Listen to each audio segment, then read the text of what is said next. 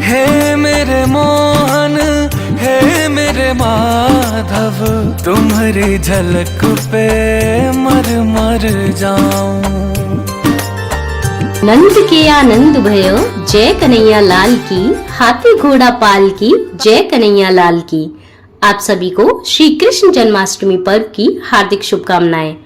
जैसा कि आप सभी जानते हैं कि श्री कृष्ण जन्माष्टमी यानी कि आज के दिन लड्डू गोपाल जी के बाल स्वरूप की पूजा की जाती है। आज के दिन हम भगवान श्री कृष्ण जी को अति प्रिय सभी चीजों के बारे में बात करते हैं और उत्सव के दौरान उन सभी वस्तुओं को शामिल भी करते हैं। लेकिन इन सब के बीच भगवान श्री कृष्ण जी को अति प्रिय गौ माता की सेवा करना शायद हम सभी भूल गए हैं। भगवान श्री कृष्ण जी का बाल्य जीवन गौ सेवा में बीता, इसीलिए उनका नाम गोपाल पड़ा। पूतना के वध के बाद गोपियां भगवान श्री कृष्ण जी के अंगों पर गोमूत्र, गोरज व गोमय लगाकर शुद्धि करती हैं। गाय की पूंछ को भगवान श्री कृष्ण जी के चारों ओर घुमाकर उनकी नजर उतारती हैं। तीनों लोगों के कष्ट हरने वाले भगवान श्री कृष्ण जी के अनिष्ट हरण का काम गौ माताएं करती हैं। जब जब भगवान श्री कृष्ण जी पर कोई संकट आया, नंद बाबा और यशोदा माता ब्राह्मणों को स्वर्ण, वस्त्र व पुष्पमाला से सजी गायों का दान करते थे। यह है गौ माता की महिमा और भगवान श्री कृष्ण जी के जीवन में उनका महत्व।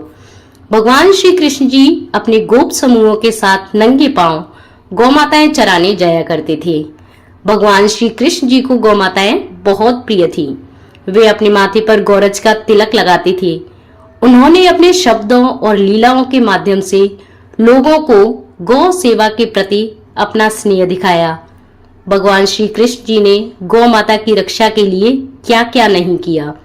उन्हें दावानल से बचाया, ब्रह्मा जी से छुड़ा कर लाए, गायों के लिए ही कालीहद्र को शुद्ध किया।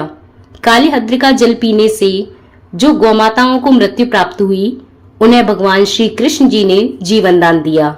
इंद्र के कोप से गौ माताएं और व्रजवासियों की रक्षा के लिए गोवर्धन पर्वत को कनिष्ठ का उंगली पर उठाया।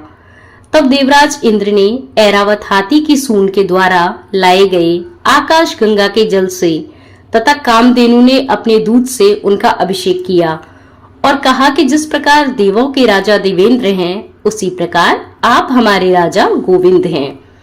इस तरह भगवान श्री कृष्ण जी और बलराम जी गौरक्षा के प्रतीक हैं। हिंदू संस्कृति में गौ माताओं को साधारण नहीं माना जाता है। हमारी संस्कृति में गायों को माता कहा जाता है। कहा जाता है कि गौ माता का दूध पीने से हमारा मस्तिष्क अधिक सक्रिय रूप से काम करता है और हम अपने शास्त्रों का विश्लेषण आसानी से कर पाते हैं। शास्त्रों में कहा गया है कि गौ माताओं के अंदर 33 कोटि देवी देवता निवास करते हैं। गौ माताएं हमारी समृद्धि का प्रतीक है। गौ में ही गोविंद समाये, फिर काहे गौ सेवा न भाए। हमारे आराध्य भगवान श्री कृष्ण जी ने गौ सेवा करते हुए अपना जीवन व्यतीत किया। गौ माता के लिए ग्वाले बने। आज के समय में हम भगवान श्री कृष्ण जी की तो पूजा करते हैं, लेकिन भगवान श्री कृष्ण जी को अत्यंत प्रिय पूजनीय गौ माता जी की दुर्दशा देखकर अपना मुंह मोड़ लेते हैं। आज हमारे आसपास चारों तरफ गौ माताओं की इतनी दुर्दशा हो रही है जिसकी हम कल्पना तक नहीं कर सकते। जब तक गौ माताएं हमारे लिए उपयोगी हैं, तब तक हम उन्हें अपने घरों में पालते हैं। उसके बाद उन्हें सड़कों पर छोड़ देते हैं। माता के रूप में पूजे जाने वाली गौ माताएं आज सड़कों पर लाचार घूम रही हैं और कूड़ा कचरा खाकर अपना जीवन यापन कर रही हैं।